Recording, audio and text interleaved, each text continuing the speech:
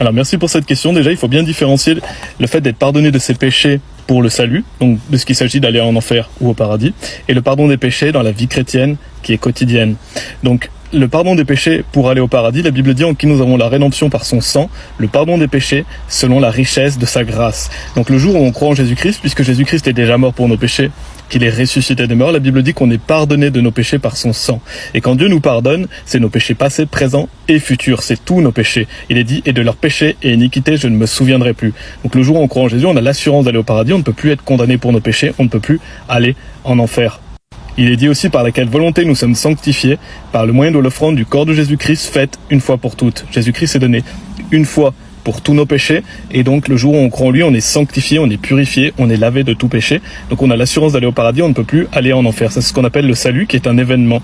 Et donc le jour où on croit en Jésus-Christ, on est sauvé, commence la vie chrétienne. La vie chrétienne, c'est pas pour déterminer si on va en enfer ou au paradis, on est déjà sûr d'aller au paradis. La vie chrétienne, donc c'est pour être agréable à Dieu, puisque Dieu est notre Père, on veut lui être agréable par amour de Dieu, par crainte de Dieu, par amour de notre prochain, et aussi Dieu va nous récompenser et nous bénir. Donc on doit demander pardon pour nos péchés, et ça c'est pour avoir une bonne relation avec Dieu. Il est dit dans 1 Jean chapitre 1 verset 8, « Si nous disons que nous n'avons aucun péché, nous nous trompons nous-mêmes et la vérité n'est pas en nous. » Donc personne ne peut dire qu'il est sans péché. On a tous des péchés, et donc une personne sauvée va aussi commettre des péchés. Bien sûr, on doit vouloir se détourner de ses péchés, mais il est impossible d'arrêter de pécher. Donc déjà, pour être sauvé, ce qu'il faut savoir, c'est que la repentance, pour le salut, c'est le fait de se tourner vers Jésus-Christ, le fait de changer d'avis. On change d'avis, par exemple, on croit dans un faux salut et on place sa confiance en Jésus-Christ et ainsi on reçoit le salut. Ainsi on a la vie éternelle. Les personnes qui disent qu'il faut se repentir de ses péchés, qu'il faut arrêter de pécher ou changer de vie pour aller au paradis, ont un salut par les œuvres, elles ne sont pas sauvées. Donc il faut arrêter de croire en ça, il faut simplement placer toute sa confiance en Jésus.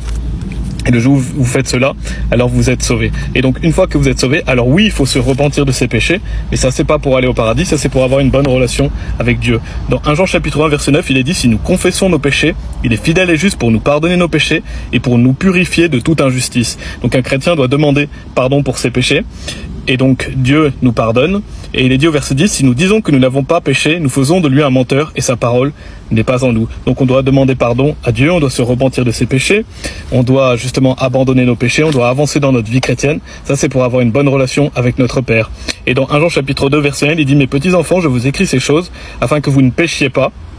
Et si quelqu'un pêche, nous avons un avocat auprès du Père, Jésus-Christ, le droit. Donc bien sûr, Dieu veut qu'on se détourne de nos péchés, Dieu veut qu'on mène une vie saine, qu'on marche dans la sainteté. Et ça, c'est pour être agréable à Dieu, c'est pas pour aller au paradis. Et on voit donc que quand on a cru en Jésus-Christ, on a un avocat.